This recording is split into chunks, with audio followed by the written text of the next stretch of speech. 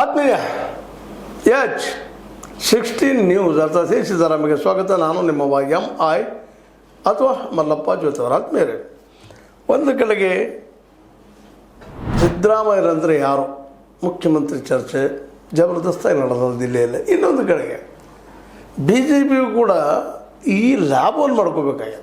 ಕಾಂಗ್ರೆಸ್ನಲ್ಲಿ ನಡೆದಂಥ ಈ ಒಳ ಜಗಳ, ಕುರ್ಚಿ ಕದನ, ಇದಕ್ಕೆ ಸಮರ್ಥವಾದ ನಾಯಕನಿಂದ ಹುಡುಕೆ ಒಂದು ವೇಳೆ ಅವರನ್ನು ತಂದ್ರೆ ಒಳ್ಳೆಯ ವ್ಯಕ್ತಿತ್ವ ಜೊತೆಗೆ ಚಾರಿತ್ರ್ಯ ಉಳಿದು ಯಾವುದೇ ಆರೋಪಗಳಿಲ್ಲದಂಥದ್ದು, ಭ್ರಷ್ಟಾಚಾರ ಆರೋಪ ಆಗಲಿ ಇನ್ನುಳಿದಾಗಲಿ ಇಲ್ಲದಂಥದ್ದು, ಕ್ಲೀನ್ ಇಮೇಜ್ ಇರುವಂಥ ವ್ಯಕ್ತಿ ಅಂತಂದರೆ ಹೇಗೆ ಅಂತೇಳಿ ಹಲವು ದಿನಗಳಿಂದ ಚರ್ಚೆ ಮಾಡ್ತಾ ಬಂದದನ್ನಂಥ ಸುದ್ದಿಗಳು ಬರ್ತಾ ಇದ್ದಾವೆ. ಕಳೆದ 6-7 ತಿಂಗಳಿಂದ ಹುಡುಕಾಟ ನಡೆಸಿದ್ದಾರೆ.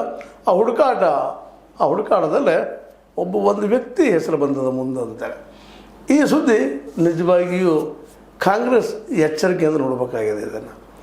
ಯಾಕೆಂತಂದರೆ ಈಗಿರುವ ಸ್ಥಾಪಿತವಾದಂತಹ BJPಯಲ್ಲಿ ನಾಯಕರು ಯಡಿಯೂರಪ್ಪ, ಅವ್ರನ್ನ ಬಿಟ್ಟರೆ ಬೊಮ್ಮಾಯಿ ಬಿಟ್ಟರೆ ಅದೇ ಕಾಲಕ್ಕೆ ಯತ್ನಾಳರು ಬಿಟ್ಟರೆ ಇದೇ ಜನ, ಅಲ್ಲಿದಿಲ್ಲ ಇಲ್ಲಿದ್ದಲ್ಲೇ ಜಗದೀಶ್ ಶೆಟ್ಟರ್ ಆಗಿರ್ಬೋದು, ಮತ್ತೊಬ್ಬ ಆಗಿರ್ಬೋದು, ಪ್ರಹ್ಲಾದ್ ಜೋಶಿ ಅವರಾಗಿರ್ಬೋದು, ಮತ್ತೆ ಯಾರೋ ಅವರೇ CT ರವಿ ಇರ್ಬೋದು. ಇವ್ರನ್ನ ತಂದಾಗ ಸಹಜವಾಗಿ ಯಡಿಯೂರಪ್ಪನವರು ದೊಡ್ಡ ವ್ಯಕ್ತಿಯಾಗಿ ಕಾಣ್ತಾ ಇದ್ದಾರೆ. ಅವ್ರನ್ನ ಬಿಟ್ಟು ಯಡಿಯೂರಪ್ಪನ ಮೇಲೆ ಅವ್ರು ಮೊದಲಿಂದು ಹೈಕಮಾಂಡ್ಗೆ ಒಂದು ರೀತಿ ಮನತಾ ಇದ್ದು ನಡೆದಿದ್ದೇನು ಸುಳ್ಳೇನಲ್ಲ.